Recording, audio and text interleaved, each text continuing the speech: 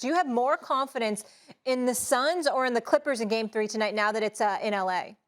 The answer is the Suns because Chris Paul's supposed to play and Kawhi's not. Well, I mean, the Suns just beat him twice, very close at home. I think on a neutral site, the Clippers could have won. I think at home, the Clippers could have won. That's without Chris Paul. But if you add Chris Paul, who, keep in mind, this is a first ballot Hall of Fame player who has played at an exceptionally high level throughout his career in the regular season and in the playoffs. And Chris Paul is coming off the best series of his career. That's the best basketball he has ever played. Think about that.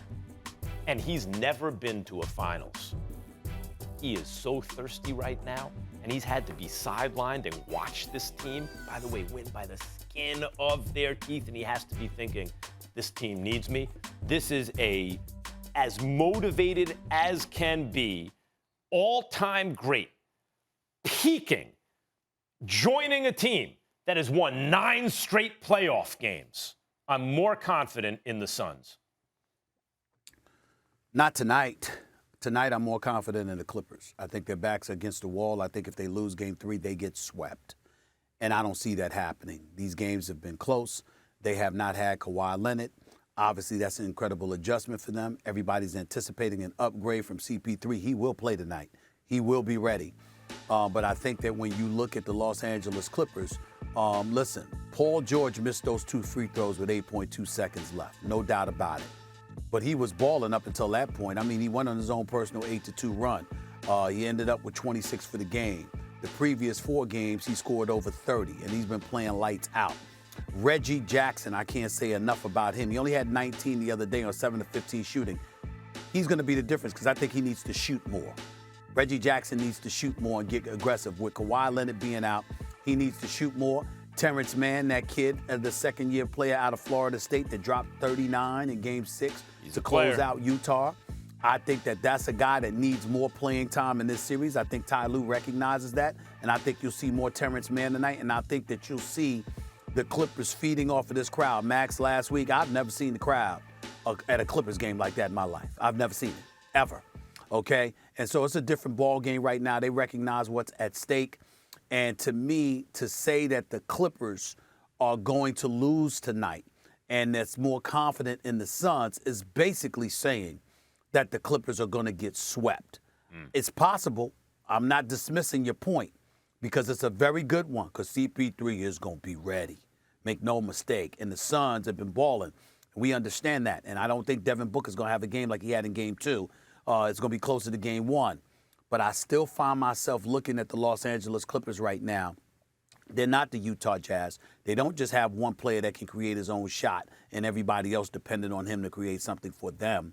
They got multitude of dudes who can create their own shot. And Reggie Jackson is the first name that comes to my mind outside of Paul George. And I think that, along with, with Terrence Mann being out there a lot, I think that the Clippers survive.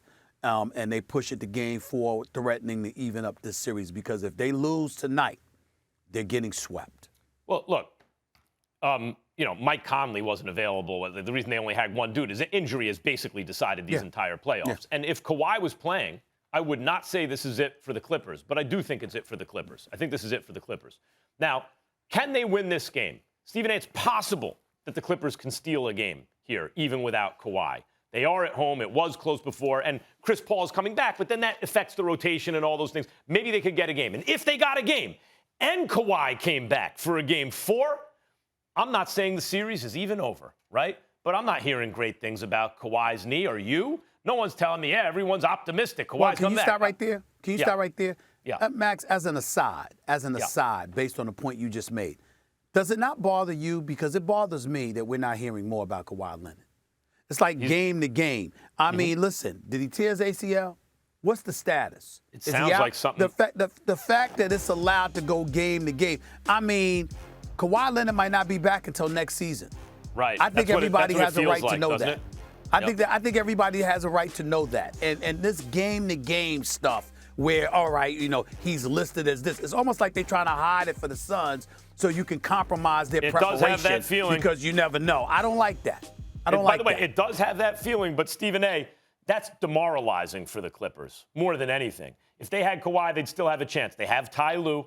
This is the comeback specialist coach who makes adjustments and all that. He's not going to be able to overcome a Suns team. Like, you give the Suns a little advantage. They had it against the Lakers because of injury, right? I thought the Suns were going to be a powerhouse this year, but DeAndre Ayton would be a little green, right? Not quite their time. Maybe next year. What happens?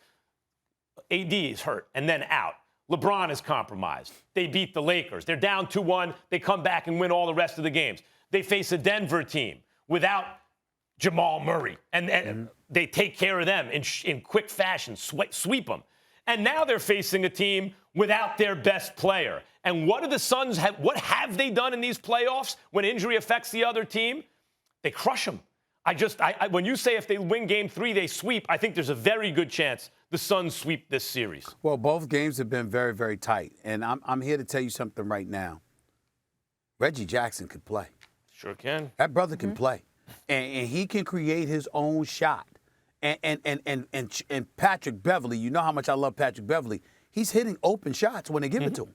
Open threes. He's hitting them, so they can't leave him open. Marcus Morris, it's like a roller coaster because he might not do so much offensively one game, but then another game he'll drop over 20. The dude can play. They shoot the ball very well. DeMarcus Cousins. Let me tell you something about DeMarcus Cousins. When he gets in the game, he has an impact. And we keep forgetting that this is a brother that before he got injured was averaging 28 a game in the NBA. I mean, listen, to tell me they can't win a game at home. And I know you're not saying that. I know you're not saying that. I know you're not saying that. I'm not saying it either. To me, the bigger question is, can we imagine them getting swept? Yep. I don't see the Clippers getting swept. Chris Paul and that's is so where I'm at thirsty with right now.